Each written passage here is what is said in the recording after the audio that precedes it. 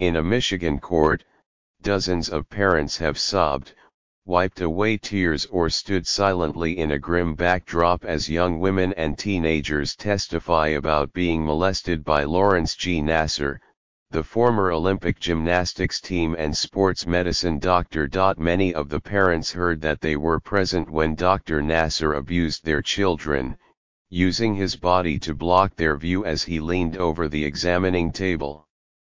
One mother was looking at her phone during the treatment, the court heard.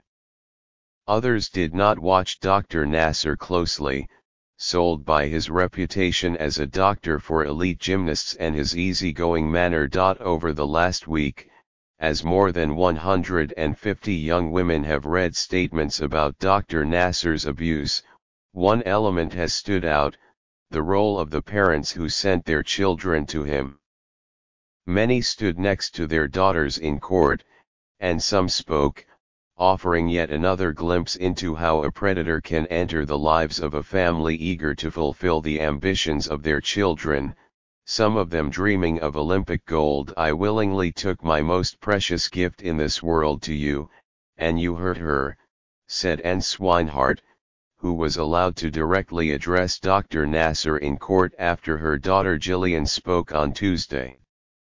"Physically, mentally, and emotionally, and she was only 8.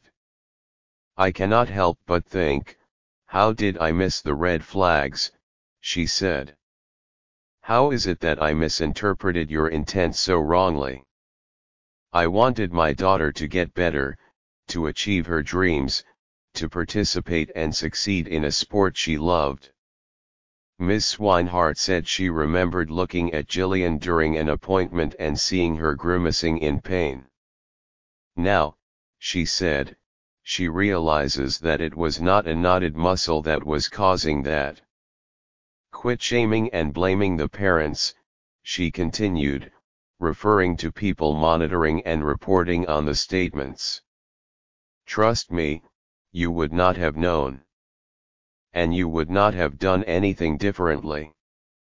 Judge Rosemary Aquilina of Ingham County Circuit Court, who has called the women and teenagers survivors and superheroes as they have spoken in court, continued to work her way toward the end of a list of more than 150 young women and teenagers who wanted to make statements. Many victims were flanked by a parent for support. Ms. Swinehart was among the parents who also requested time to speak. Judge Aquilina said she and other parents should not feel guilty. "The red flags may have been there, but they were designed to be hidden," the judge said. "I know how hardcore sports moms are." Dr. Nassar, 54, pleaded guilty in November to 7 counts of sexual assault, and for more than a week his sentencing hearing has been delayed as the number of women who have wanted to speak in court has grown. His sentencing is expected on Wednesday, after the statements are finished, and he has already received a 60-year sentence for child pornography in a separate case. For years, Dr. Nassar had been praised by coaches as the best in the business. With grief distorting their faces, some parents said they initially could not believe their children when they finally confided in them about the abuse, especially on hearing that they had been sitting close by when it happened. They spoke of being overcome by guilt. The women have said that Dr. Nassar positioned their bodies so their parents, or sometimes a trainer, could not see what he was doing, using a towel, raising the table, or slipping his hand under baggy shorts. "You also hurt my mother," said Alexandra Romano, whose statement was read to the court by her sister.